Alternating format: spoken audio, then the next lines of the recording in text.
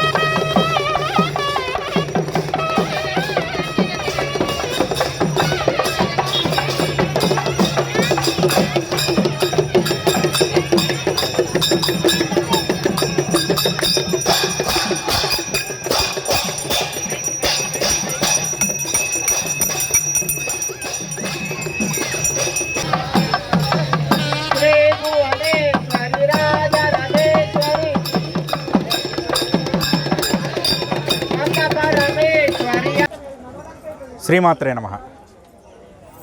తట్టికోట్ వాసులందరికీ నవరాత్రి ఉత్సవ శుభాకాంక్షలు. అలానే తట్టికోట్లో గత 2 సంవత్సరాలుగా శ్రీమాత్రే దేవి ఉత్సవ మండపం వద్ద అమ్మవారి యొక్క దేవీ నవరాత్రులు ఘనంగా జరుపుకుంటున్నారు.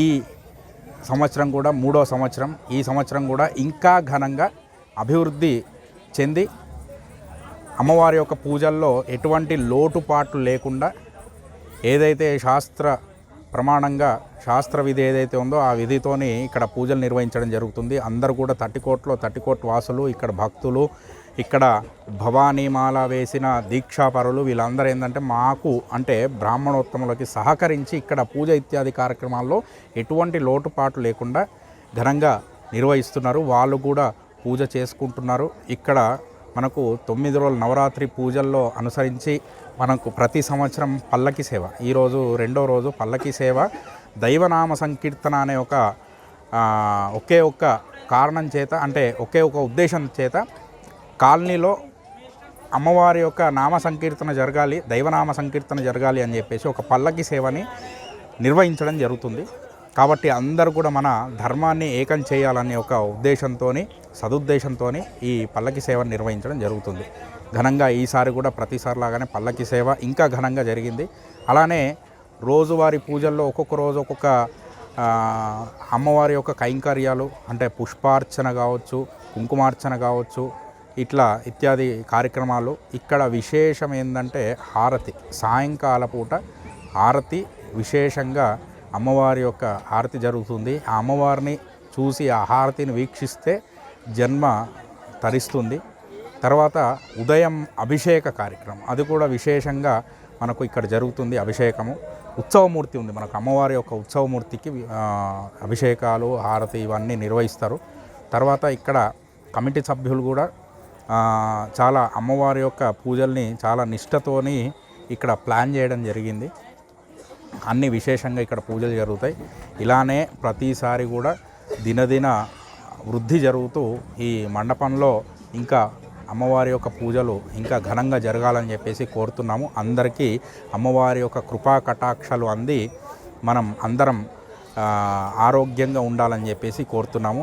ఇదే కాకుండా ఇంకా నా విజ్ఞప్తి ఏంటంటే సనాతన ధర్మంలో ఉన్న ప్రతి ఒక్కరు, సనాతన ధర్మాన్ని పాటించే ప్రతి ఒక్కరు కూడా ఇలా దైవనామ సంకీర్తన ప్రతి ఒక్క కాలనీలో చేసుకోవాలి. పల్లకి సేవ కానీ లేదా తాళాలు పట్టుకొని నామ సంకీర్తన అయినా సరే ప్రతి కాలనీలో జరగాలి. పూర్వం మనకు ప్రభాత సేవ అని చెప్పేసి జరిగేది, అది ఇప్పుడు మనకు కనుమరుగైంది. కొన్ని గ్రామాల్లో కనిపిస్తున్నాయి. దాన్ని మళ్ళీ మనం పునరుద్ధరింపజేయాలి. ఉదయం ప్రభాత సేవ, సాయంకాలం కూడా భజన సేవ అని చెప్పేసి కాలనీలో అంతా తిరిగేవాళ్ళు. అది మళ్ళీ మనం తీసుకురావాలని చెప్పి ఒక ఉద్దేశంతో చేయడం జరిగింది. శ్రీమాత్రే నమః. జై బోలో అంబే. మరిన్ని అప్డేట్స్ కోసం మా ఛానల్ని సబ్స్క్రైబ్ చేయండి.